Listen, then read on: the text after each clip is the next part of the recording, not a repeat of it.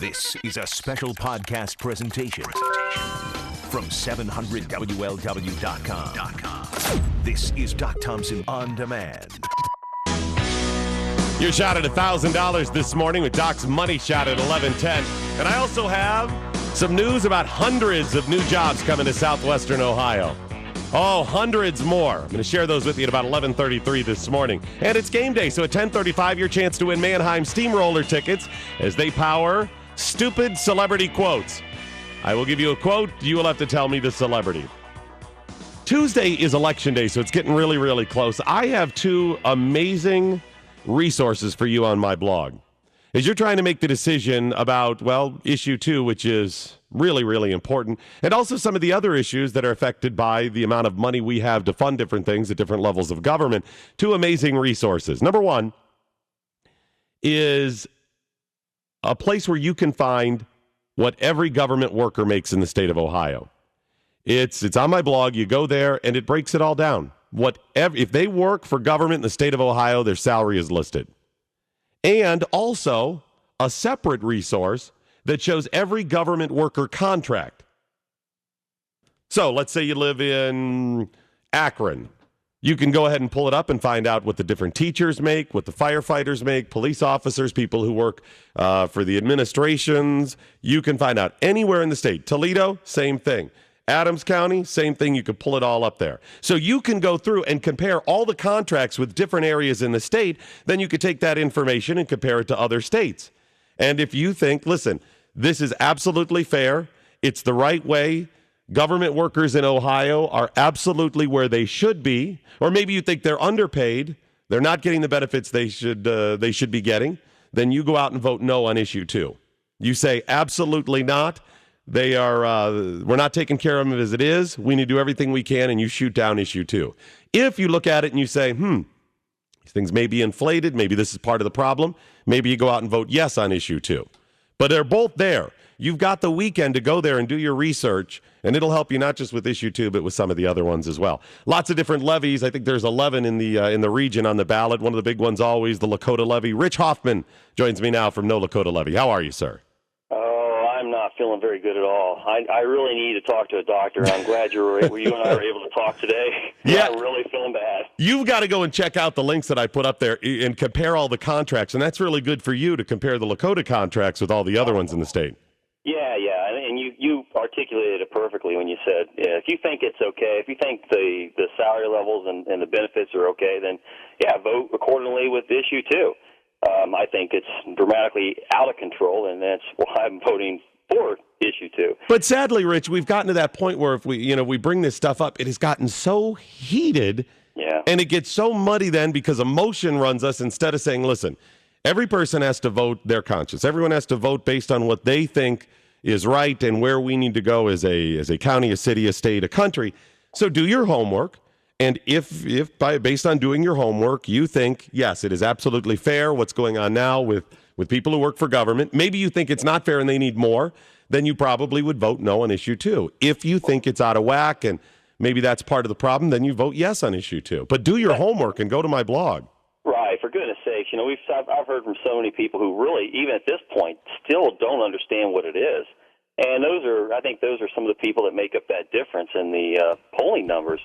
And that's obviously what the ads are targeted to on both sides.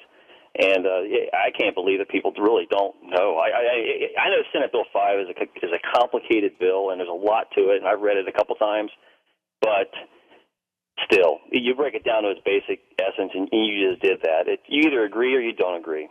All right, so with regard to the different levies and Lakota levy, the people who are pro the Lakota levy spent quite a bit of coin trying to get people to vote for it. That's why I'm feeling kind of sick today, because I'm thinking maybe I need to change all of my life decisions, and I need to become one of these consultants. Yeah, that's what I'm thinking. I'm guessing, what did you spend, $40,000, $50,000? What have you spent on it? On us? On fighting it, yeah, the No Lakota levy, what? $4,000. Did you say 40,000? We spent $4,000. 4,000. Okay, and what did the pro people spend? They've spent $26,000 this time around. But they still have $15,000 sitting in the bank ready to go. So they spent 26. They still have over 15 still in the bank. And where did this money go? You got signs and bulk mailing and stuff like that, but bulk mailing. also to consultants? There's consultants, and they spent $12,250 on consultants. And I didn't even know these guys existed. Wow. Apparently, their whole goal is to help school levies or school districts pass levies, and they do polling information, and they help with marketing, signage, different slogans, so that you can get your message across. You mean what about the children? Is that one of theirs? Well, yeah, and I guess a lot of us were perplexed in why Lakota chose to use this Move Forward campaign, because it seems really vague. I mean, it really doesn't. People have looked at the signs and they're kind of cluttered, and it's difficult. But according, I guess that came out of this whole consulting thing. So they must know something we don't.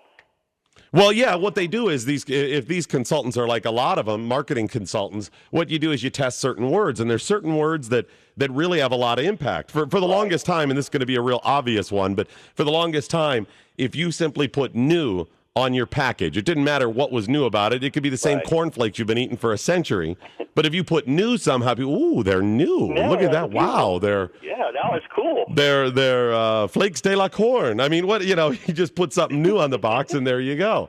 So I'm guessing Move Forward is probably a pretty good, well-tested phrase right now. I know MSNBC is doing Lean Forward. People see, I guess, it as progress somehow. We're moving forward. We're not going backwards. Right, and that definitely must have come out of this consulting firm. To pay $12,000 for that, I think a group full of teachers, administrators, probably could have come up with something similar to that. But they paid $12. They had the money and they used it, and that's the thing is, schools are money machines. When they want to raise money, everybody throws some money in the hat. But they sure can't seem to do the same thing when it comes to taking care of their contract. Now, where did the $26,000 that they've already spent, and the $15,000 that they could still spend, still in the bank, where'd that come from? Is that just contributions to people that support the idea, teachers and that, or is it any of our money? Well, no. What it comes from is the teachers union, of course, is a huge contributor. The PTA groups each throw in about a couple $100 a piece, and when you take that and multiply it out times 22 schools. There's a big chunk of change there, and then individual contributors, $100 here, $50 here. But the PTA groups are expected to give a lot of money, and you add them all up, and all the parents are associated with those groups. It comes out to quite a significant amount. They have the ability to really get a hold of some money quick if they want it. You know what? Go ahead. No, when you look at this amount of money and you're like, wow, you could see, where the money is. You follow the money trail. You realize what a lot of these issues are about, but. Rich, you may be looking at it the wrong way this morning. Yeah, okay. $26,000 already spent, another $15,000 that could be spent on an issue that they are going to lose. So what that means is you got what you wanted, Rich, and they still stimulated the economy to the tune of $26,000. They created some jobs. Well, they sure did. See, these consulting firms, I don't know what they'd be doing if there weren't school levies on the ballot. Maybe these are some of the people who are against this whole issue 2 thing. And if we actually solve some of the problems, what would they do for a living? Right, but see, this is what's good about it. Until we actually get serious and solve the problems, which we can do, until that happens, as long as the levies continue to fail and they're spending this money. They're getting the money from people who believe in this nutty stuff that don't want to solve the problems. They're stimulating the economy, and we still get what we want. That's a pretty good day. Well, yeah, they spent $2,000 on the U.S. Post Office. They're going bankrupt. So there it is. Save the post office. Put more failed levies on the ballot. Put more levies that will fail on the ballot and stimulate the post office. That should be the post office's campaign. Right. You know what the sad thing is, and I found this out 2 days ago from some of my deep throat resources deep within the bowels of Lakota. They're already making plans for a February ballot. Of course they are. They already are planning it. I got news for you, Rich. They're already making plans for a February, a May, a November, another February, the May. They're making plans for all of that. It will never stop with these people. And sadly, as we've said many times, it can be solved actually nowadays with the technology we have pretty simply. Oh, God, yes. This is so archaic, this whole method. And we're talking about funding something that's really 50 years out of date. All right, so what else is going on the Levy? Anything else in the school that we need to be aware of? I have a whole list of things, and we don't have time to talk about them all. Oh, okay. Well, we really don't. My goodness, I could talk to you from now until 3:00. All right. Well, keep me posted on some of the other ones, but I appreciate the new numbers on the levy. What is your prediction for this coming Tuesday? Well, I think it's like we talked about. I think it goes down big. But the thing is, people have to. If you're against this thing, you need to show up and vote, because you got to remember there's 18,000 students, and all those people have parents. All those kids have parents, and there's a lot of people in the district that live. They're all going to show up and vote. So if you're against the levy, don't stay home. You got to go vote, because if everybody shows up that I think is going to show up, this thing should go down 60-40. If they stay home and wait for somebody else to do it, then it could be a lot closer. And you look at these consultants, and I think they're anticipating that the no votes are going to stay home because they get tired. Well, and you've also got a lot of people that are all fired up because of issue 2 that are going to turn out as well, and likely they would be people who vote for the levy. So you've got that to battle too. Right. So but this is kind of like a presidential thing, but you do have a very active electorate out there, a voting bloc out there that it could go either way. But if you're against it, you better, and that means all 11 districts. If you are against these levies, you better show up and you better vote no, and you better do it in a big way, because that's the only way you can send a message to these people that no means no. If it's close, they'll come again. All right, Rich Hoffman, No Lakota Levy, appreciate it, sir. Thanks so much for joining me. By the way, I just got some new numbers. There's an interactive map I'm going to put on my blog. It's not up yet. I'll do it in the next 20 minutes or so, that shows by state the amount of people on food stamps. And Ohio's now at 15.3%. Kentucky, Indiana, about the same. I'll give you the specifics and when I post that up on my blog. Get some quick calls here on some of the levies. Indian Hill, Jerry, you're on the big one. Hey, thanks for taking my call. I know Richie's a nice guy. Mm-hmm. I have grandchildren in Lakota. The problem with Lakota is they have too much money.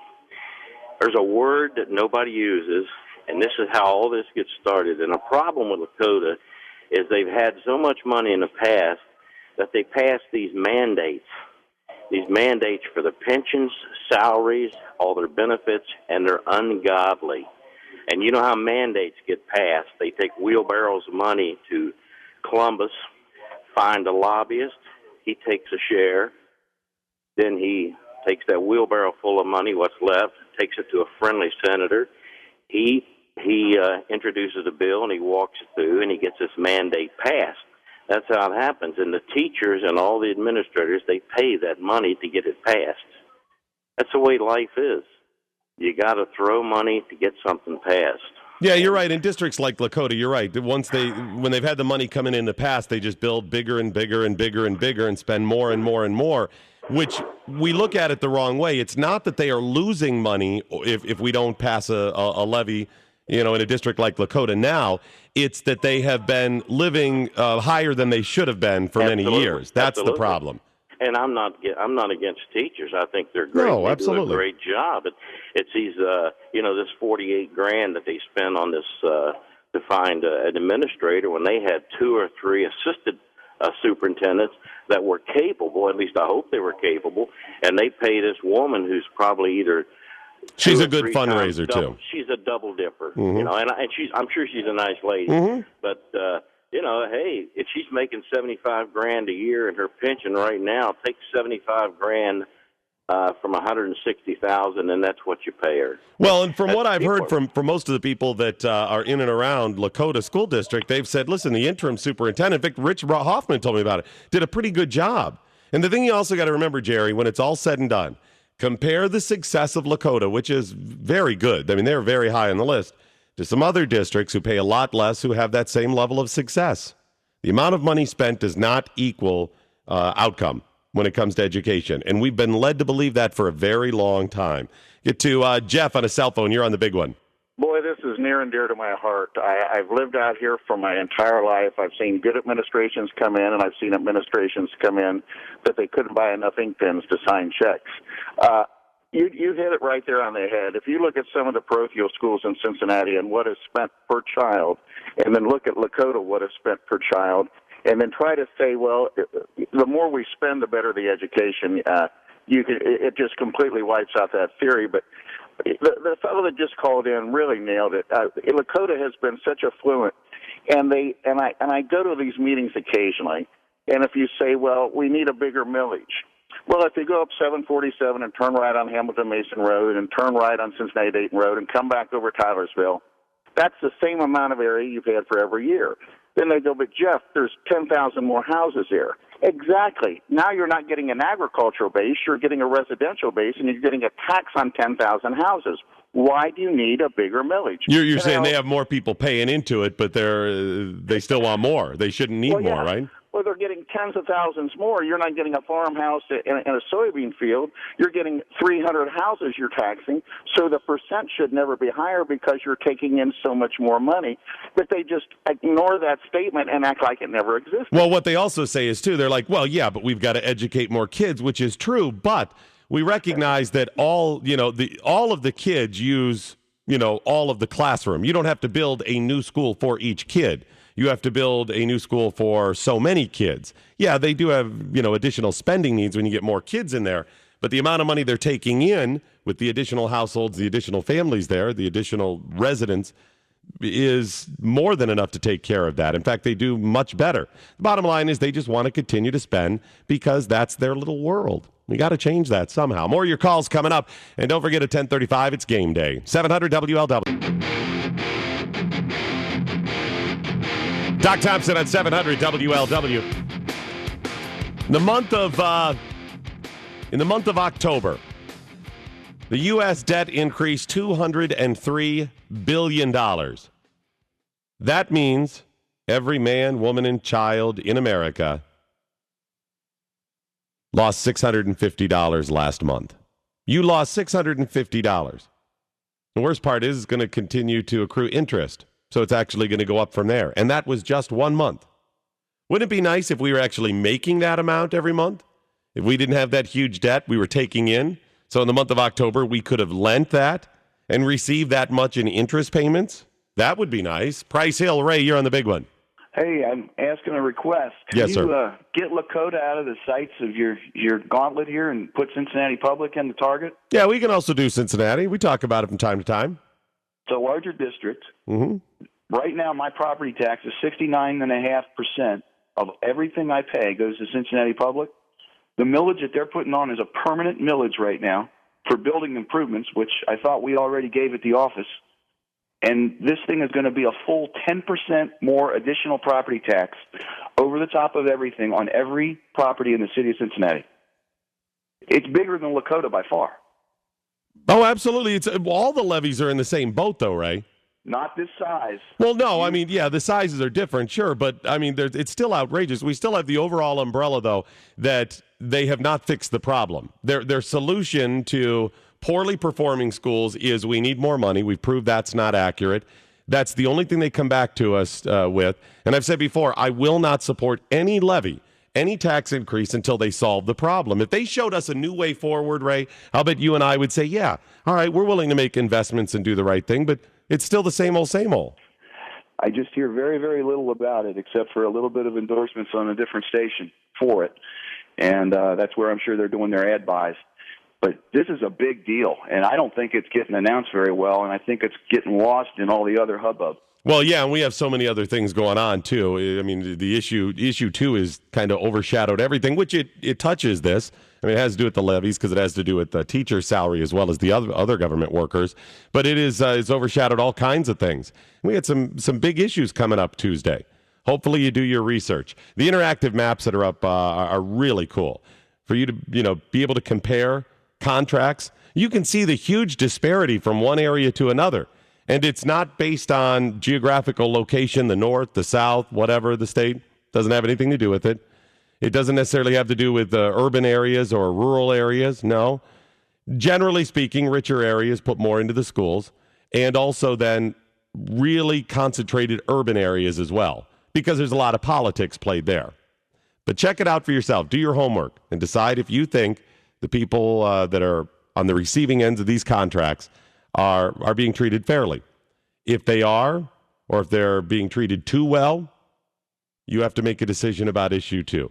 If you think they're not being treated well enough, you still have to make an issue, a decision about issue 2. But that'll help you do it. It's on my blog at 700WLW.com. Hello. Yes, Doc Good to talk to you this morning. You as well? Yes. I had some comment to make on the earlier discussion about the Lakota tax levy. Mm-hmm. The background, I was on the school board for more than 10 years, not Lakota, but another school board. And I'm a grandparent now. I have a couple of grandkids in the Lakota district and live in the district. The thing that a lot of people don't understand is when you add students by building new homes in a district, the additional tax money that you receive for those new homes is not enough to pay for the student costs.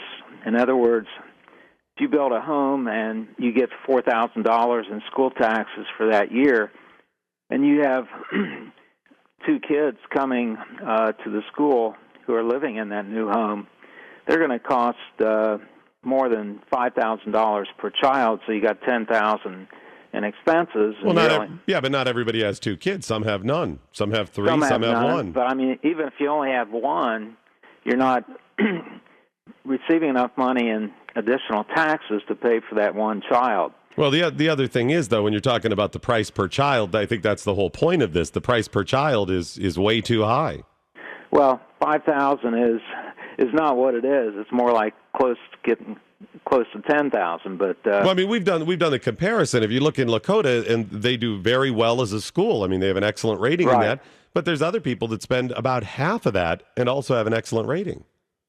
Well, they've handled their finances very well over the years, and it's true that there are other districts that have a good rating. Little Miami is an example of that, has a good rating, but they've had a lot of trouble raising sufficient funds for their district.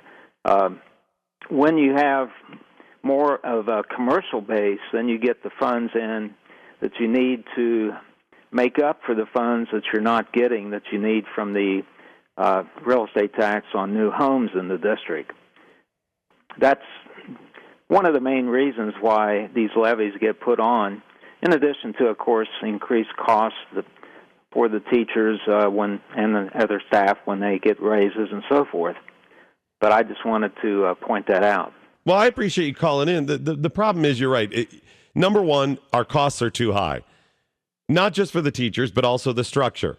I understand what you're saying, but if you're saying it's $4,000 in taxes, well, some people don't have any kids going, so they're paying those taxes even though they don't have a kid going.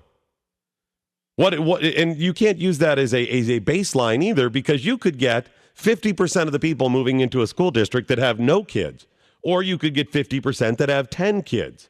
That's not a baseline. It's going to vary by district. Now, if you're talking specifically Lakota, I don't know.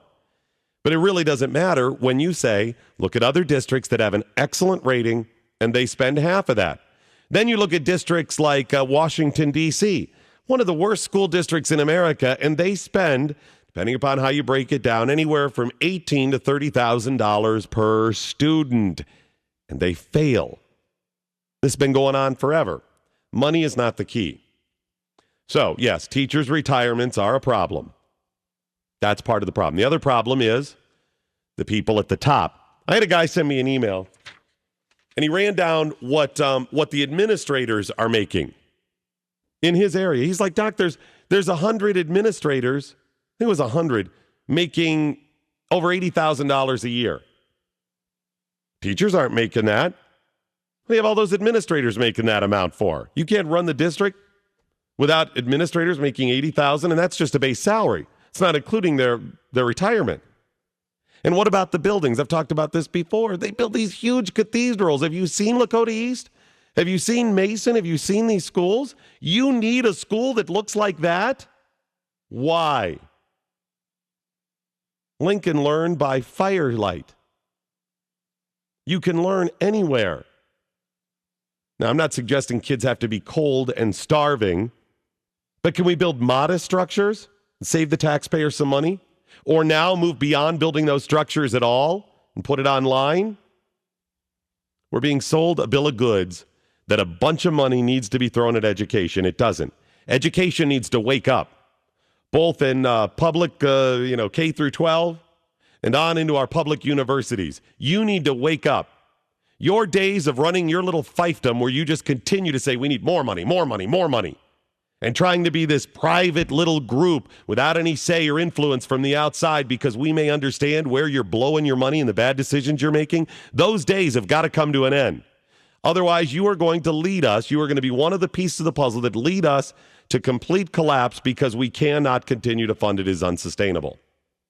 So education, you want to get reasonable? You want to make good money based on your merit? I'm willing to be reasonable. But we got to change the structure top to bottom. There are jobs going to be created. I tell you about them all the time. Another couple of hundred, maybe a few hundred, maybe 350 to 400 in the tri-state. I'll give you the details next. 700 WLW.